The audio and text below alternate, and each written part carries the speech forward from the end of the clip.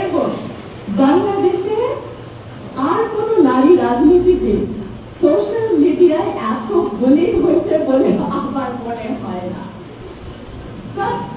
কি আর করা যাবে, আমি কখনোই বিষয়টাকে খুব সিরিয়াসলি বা খুব নেতিবাচক ভাবে নিয়ে, অনেক সময় থাকে না যে মানুষ একেবারে ডিপ্রেস হয়ে যায়, তার হেল্পেরও দরকার হয়। আমি আসলে এতটা সিরিয়াসলি কোনোদিন নেই, আমি নিজে দুষ্ট ছিলাম তো আমার এগুলা খুব একটা আমি এগুলোর মধ্যেই বড় হয়েছি, এগুলো মানুষকে করেই বড় হয়েছি, তো আমার নিজের উপরে যখন আসছে আমার খুব বেশি কিছু লাগে না। But there is a but, সবাই কেন আমার মতন দুষ্ট করে, তাই না? আমাদের বেশিরভাগ মেয়েরাই তো শান্ত ভালো লোক মিলে, তারপরেও আমরা যখন সোশ্যাল মিডিয়া বা অনলাইনের কথা বলি, আমাদেরকে স্পেশালি বলতে হয় নারীর জন্য নিরাপদ সাইবার স্পেস, নারীর জন্য নিরাপদ অনলাইন। কেন? কারণ রাস্তা থেকে শুরু করে অনলাইন পর্যন্ত, মাঠ থেকে শুরু করে বাড়ি পর্যন্ত, শিক্ষা প্রতিষ্ঠান থেকে শুরু করে কর্মক্ষেত্র পর্যন্ত কোনো একটা জায়গা আমরা নারীর জন্য নিরাপদ করতে পারি না। এটা আমাদের রাষ্ট্রের ব্যর্থতা, এটা আমাদের সরকারগুলোর ব্যর্থতা, এটা আমাদের সমাজের ব্যর্থতা, এটা আমাদের পরিবারগুলোর ব্যর্থতা। কেন? আমি একটা করে বলছি। অনিরাপদ কি? অনিরাপদ অনলাইনের কথা বলছি আমি। অনিরাপদ অনলাইন ব্যবহার করেন এমন প্রতিটা ব্যক্তি, সে নারী হতে পারে, পুরুষ হতে পারে, প্রত্যেকের উপরে কিন্তু অনলাইনে ব্যবহার করবার কিছু টোল বা মাসুল দিতে হতে পারে। কিন্তু তারপরেও নারীর জন্য এটা স্পেশালি অনিরাপদ। সোশ্যাল মিডিয়া আমরা অনেক সময় অনেক কিছু শেয়ার করি, অনেক সময় অনেক খুশির মুহূর্ত শেয়ার করি, প্রাইভেট মুহূর্ত শেয়ার করি, অনেক ফ্রেন্ডের সঙ্গে বিশ্বস্ত সম্পর্ক থাকলে সেখানেও আমাদের অনলাইনে হয়তো আমরা একটা ছবি তুলি বা একটা ভিডিও করি, একটা সুন্দর জায়গায় গেলাম, সেখানে একটা ছবি রাখি, ভিডিও রাখি।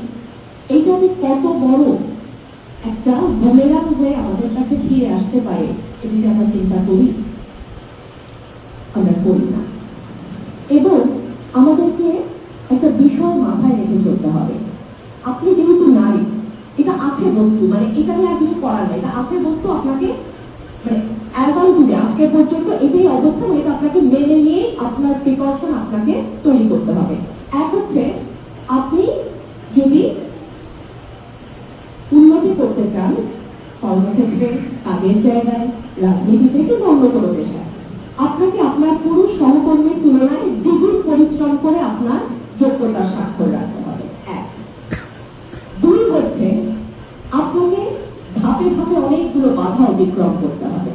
প্রথম বাধা আপনার নিজের কাছ থেকে, আমি কি পারবো? কারণ আমাদের পরিবার, আমাদের সমাজ আমাদের শিখতে বাধ্য করে যে না না, এটা তুমি পারবে না, তোমার জন্য ডাক্তারি আর শিক্ষকতা, এর বাইরে তুমি খুব বেশি চ্যালেঞ্জিং, বিশেষ করে রাজনৈতিক মতো চ্যালেঞ্জিং জায়গায় তো তোমার যাওয়াই ঠিক হবে না। তৃতীয়ত, আমাদের সমাজ, একটা মেয়ে কখন বাড়ি থেকে বাইরে হয়, কখন বাসায় ফিরে, তার সঙ্গে কোনো বন্ধু থাকে কিনা, সে কি একলা যায় কিনা, তার ভাই আছে কিনা তার সঙ্গে, এই যে সমাজের একটা কড়া চোখ সর্বক্ষণ ইনভিজিবল ক্যামেরার মতো পিছনে পিছনে ঘুরতে থাকে, এটাও আমাদের পথে একটা বড় বাধা তৈরি করে। এই সকল বাধাকে মেনে নিয়ে আমাদের যাত্রাটা আমাদের শুরু করতে হবে। সো একটা ছেলের চেয়ে দ্বিগুণ পরিশ্রম করতে হবে, এই সকল বাধা আছে জেনেই চ্যালেঞ্জটা নিতে হবে।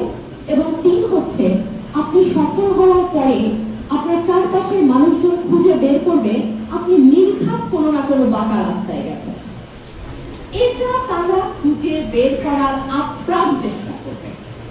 তো আপনার ফোকাস যদি ওইদিকে থাকে, আপনি কখনো আপনার লক্ষ্য অ্যাচিভ করতে পারবেন না। Full stop. আমি যখন ইলেকশনে দাঁড়ালাম, দল নমিনেশন দিল না,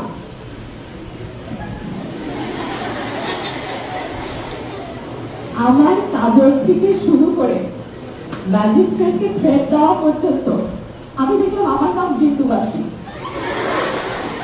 আমি তো সিরিয়াল দেখলাম, জিজ্ঞেস করি তাহলে যে বিন্দুবাসী বিষয়টা কি, আমার একটা সিরিয়াল আছে ওখানে খুব একটা দুষ্ট নোটোরিয়াস মহিলা উনি বিন্দুবাসী। ও আচ্ছা তার বিন্দুবাসী, আচ্ছা দ্যাটস ফাইন। আমার কাজল লেফটে যায় আর আই লাভ ইট। আমার এবার আমি দেখলাম যে এটা নিয়েও সোশ্যাল মিডিয়ায় যারা যারা কাজল বিক্রি করে তারা আমারটা দেখা বলতে আপনার এই কাজল দিয়ে কি কোনো রকম লেফটায় যাবে না, তো এই কাজলটা ব্যবহার করেন। আচ্ছা ঠিক আছে, তারপরে ইচ্ছা হলো টেনে টেনে আরো লেফটায় দেওয়া শুরু করলাম। বাট ঘটনা ঘুরে গেল যে মুহূর্তে হাঁস জিতে গেল।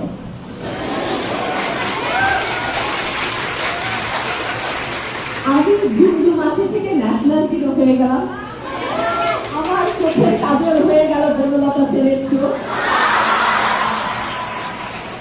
That is called victory. জীবনে ভিক্টরিটাই ম্যাটার করে, আর কিচ্ছু না, নাথিং। তো মেয়ে, তোমার নিজেকে তোমারই প্রমাণ করতে হবে, তুমি কাউকে তোমার পাশে পাবে না। আমি সবসময় একটা কথা বলি, নারীর ঈশ্বর এবং শিক্ষা, এর বাইরে একটা নারীরা কিচ্ছু না। আমার ইলেকশনের দিনগুলোতে আমার ঘুম ভাঙা, আমার চোখ খোলা থেকে চোখ বন্ধ পর্যন্ত আমি সারাক্ষণ ঈশ্বরকে ডাকতাম, আল্লাহ তুমি আমার এই যাত্রাটা সহজ করে দাও। এবং বাংলা চাইলে আল্লাহ দেয় না, হয় না। আমরা আশাহত হই যখন আমরা মানুষের উপর ভরসা করি। মানুষ ভরসার মূল্য দেয় না, চলে যায়, সরে যায়, পারে না অনেক সময়। কিন্তু সৃষ্টিকর্তার উপর ভরসা আমার জীবনে কোনোদিন দেখা যায় না। যাই হোক, আবার কাজের কথায় আসি। আমি কিভাবে আমার সাইবার বুলিং হ্যান্ডেল করেছি?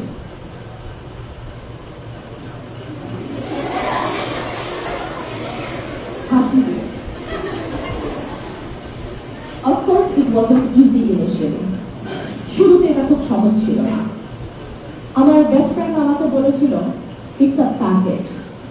তুমি তোমার সেলিব্রিটিজম এনজয় করবা, আর তুমি সেই সাথে হেনস্থা নিবা না, সেটা হবে না।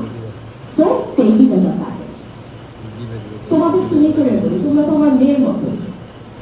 তোমরাও জীবনে উন্নতি করবা, পড়াশোনা করবা, কষ্ট করবা, ভাগ্য নির্মাণ করবা, এইরকম একটা নারী বিদ্বেষী পুরুষতান্ত্রিক সমাজে, আর সেই সাথে তোমাদের কিছু টোল দিতে হবে না, এটা হবে না। সো বিন্দুবাসী থেকে যদি আইডল হতে চাও, সফলতার কোনো বিকল্প নাই। ফোকাস অন ইয়োরসেলফ, নিজের উপরে ফোকাস করো। প্রতিদিন